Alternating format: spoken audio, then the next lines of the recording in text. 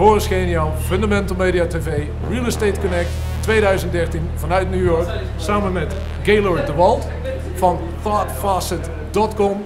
Niet alleen CEO, maar ook nog janitor. Welcome Gahlord. We met up through Twitter. Yeah. Thank you for connecting with me, and thank you. I'm really glad that we're sitting in front of the camera discussing real estate and data. Now, yes. You're kind of the fish out of the water, I think, here at the Real Estate Connect. I see a lot of front-end marketing people, but I think where the real gold is in data.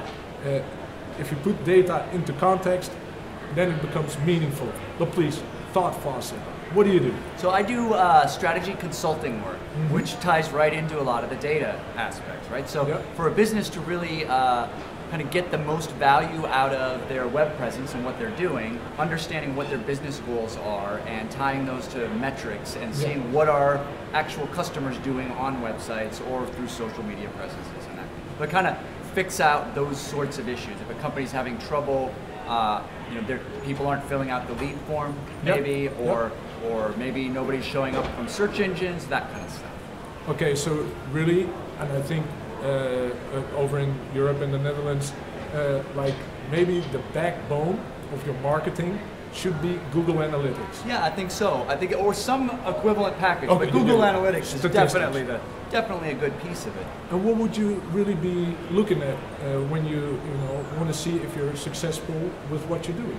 So if you're in real estate and you're trying to increase your lead conversions, getting people to fill out the lead form, so you can measure that kind of stuff using Google Analytics by just telling Google Analytics, hey, every time someone fills out the lead form, call that a goal and give it, mark it up as giving me like 1 point, or they'll call it $1 in the back end. Yeah. So you can use reports based on that. Once you've told Google what your goal is, why do you have a website in the first place? You can then go through and say, well, people who see this page first on my website tend to fill out the form, or people who come from a search tend to fill out the form, or come from Facebook. So you could start to figure out what's the best way, where should I be spending my time? How should I be marketing? We with my company Fundament, or a sister company Radius.nl, we do a lot of real estate ads on Facebook. Right. And because Facebook, you can put like, it's called UTM. Yep. Yeah. You can do a tracking. You can put a tracker code in there. Yeah. Exactly. Absolutely. We let them land on different pages of the website and seeing what is successful, what works. So, would you agree with me that if you get a firm grasp of figures, that if you have that, then it can tell the story behind your website and what is really happening. Yes. Because my perception as website owner, agent, or broker might be totally different. Yes.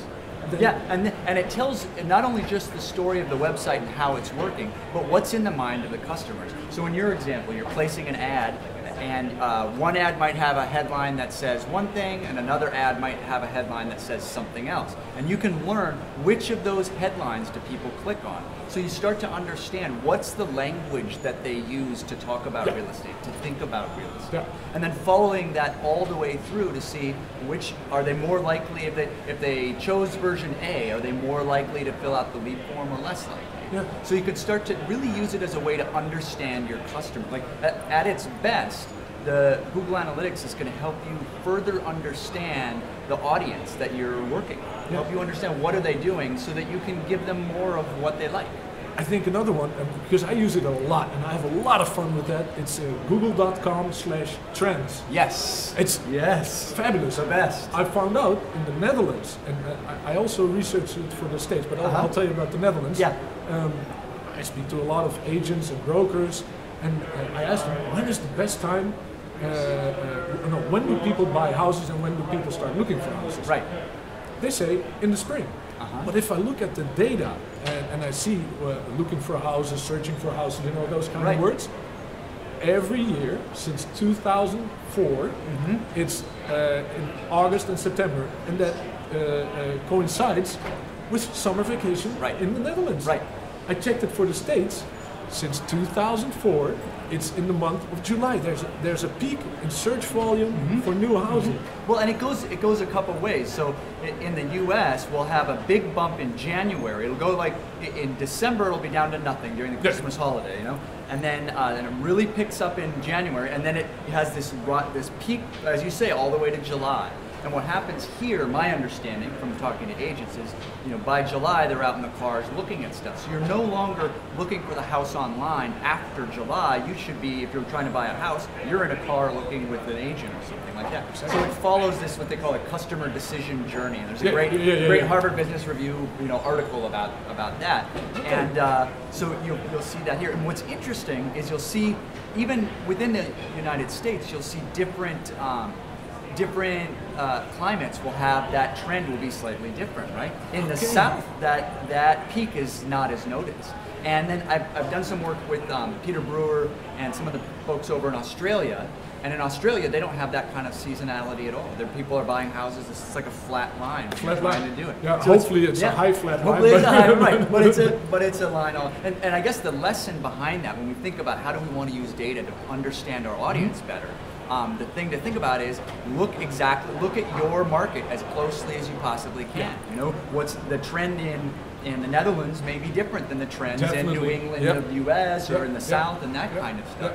And the important part, what I always think of is people will often talk about, you know, what's the best practice or what are the top 10 things you have to do. And the reality is that may have been a best practice for somebody else and it worked for them, but that doesn't mean it's going to work for you.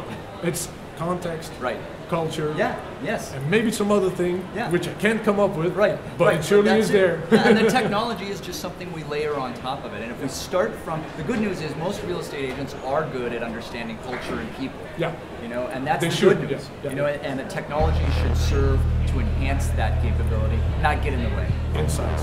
Yes. Well, thank you very much for talking to us. Thanks for taking the time. We'll stay connected. Great. Take it easy. Okay. Bye. Bye.